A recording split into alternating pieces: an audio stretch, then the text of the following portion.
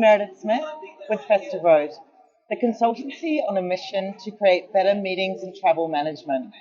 I'm here at the GBTA convention with Koreen Barbara, Global Head of Travel for McDonald's. Welcome, Koreen. Hi, thanks. So, which macro trend did you choose to talk about today? Sure, we chose the trend to take the lead or be directed. The reason why we chose that macro trend is because either during the pandemic or pre-pandemic, we saw different opportunities where we needed to be injected into the conversation, or we knew that we needed to take the lead. Right, so instead of sitting back and waiting to go, why don't I have a seat at the table, you said, I'm going to have a seat at the table because I'm critical and I'm important. So how did you do that? Yeah, so there were specific examples that landed on my desk. A few of those included one from our DE&I team. We are on a project at the moment where we want to make our travel program more accessible. Right. And this project landed in the hands of our DE&I team, and they actually reached out to us and said, look, we are willing to help you. We want to provide you resources. So we are happy to collaborate with you. Another area where we knew we had to take the lead was around with our finance team, with the challenges we're seeing in the industry, as well as the inflation that we're seeing and the rising costs. We knew we had to get in front of them as to what is going on and what they expected. So we didn't wait for them to ask.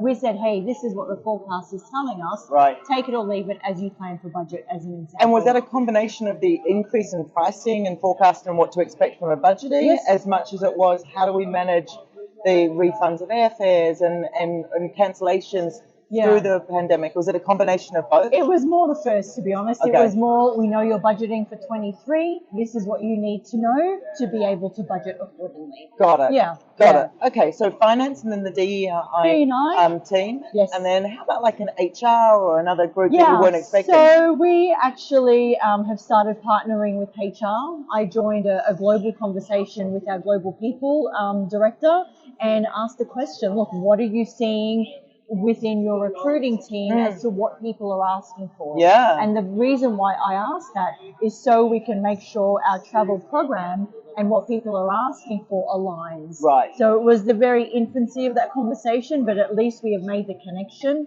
They know who we are, we know who they are, and we can continue that conversation. And that wasn't in existence before then?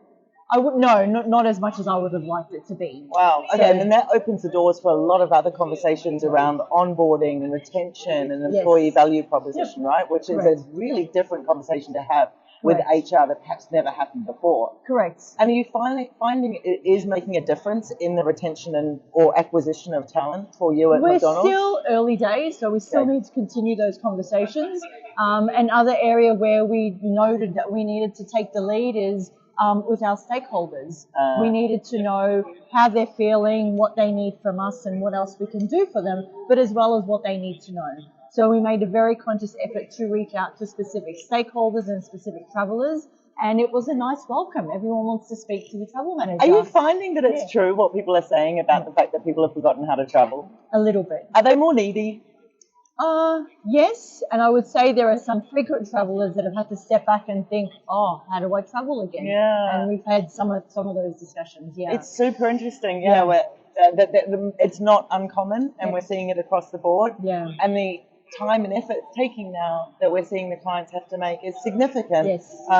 But if you don't do it, they're still left with the questions. Yeah. So good on you for making sure you knew that straight away. That's amazing. Absolutely. So what we're doing is where we see that glimpse of opportunity, or we put our hat on with their hat, we think, okay, this is what they need to know, and we take the lead or show directive in that respect. And it's good for them, but it's also good for us because it's highlighting the value of our program and the expertise that we bring. And it's also expanding our network within the corporation. Right, and therefore the influence. Yep, absolutely. And the ability to talk to people and find out their issues, solve them, or at least help them understand and educate. Yeah. That's great. And is there an area that you think you would like to go, but you haven't gone yet? Like, is there something that you're like, from the take the lead, is it a group, is it a stakeholder, is it a discussion that you're thinking about but haven't gone yet? Or are you going to wait until 23 and see what happens? Yeah, I think for us, HR is probably the one we need to dab into a little bit more. So now that we have the right connections in place, it's a matter of, again, taking that lead and making sure we set up those meetings accordingly to have that dialogue. Right. Yeah. Wonderful. Thank you very much. Thank you. Thank you all from Festa Road. I hope you enjoyed this.